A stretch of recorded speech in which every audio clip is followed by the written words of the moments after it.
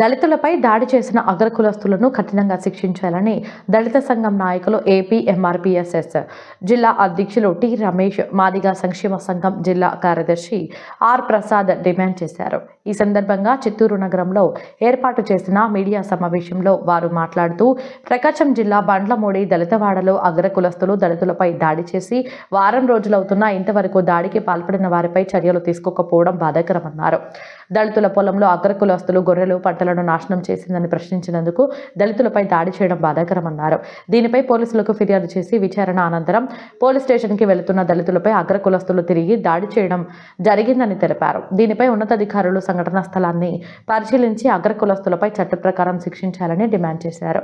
లేకుంటే దళిత సంఘాల ఆధ్వర్యంలో జిల్లా ఎస్పీ కార్యాలయం ముందు ధర్నాకు పూనుకుంటామని హెచ్చరించారు. ఈ కార్యక్రమంలో దళిత సంఘం నాయకులు మునీంద్ర బాబు పాల్గొన్నారు.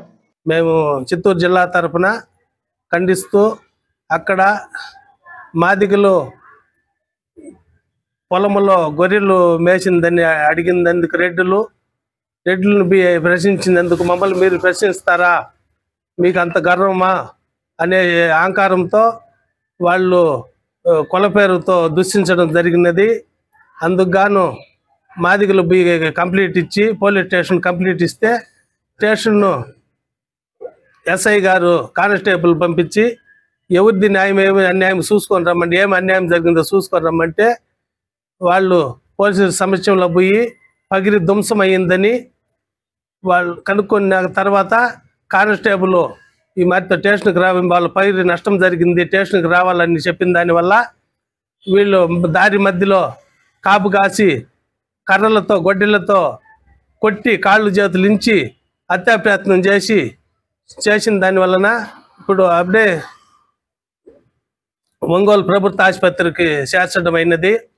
వాళ్ళపైన ఇప్పుడు కౌంటర్ కేసు పెట్టి పోలీసులు కౌంటర్ కేసు పెట్టి వాళ్ళనే చేసినారు కాబట్టి కౌంటర్ కేసు ఎత్తేసి వాళ్ళపైన హత్యా కేసు పెట్టి రెడ్లని అరెస్ట్ చేయాలని కోరుకుంటున్నాం.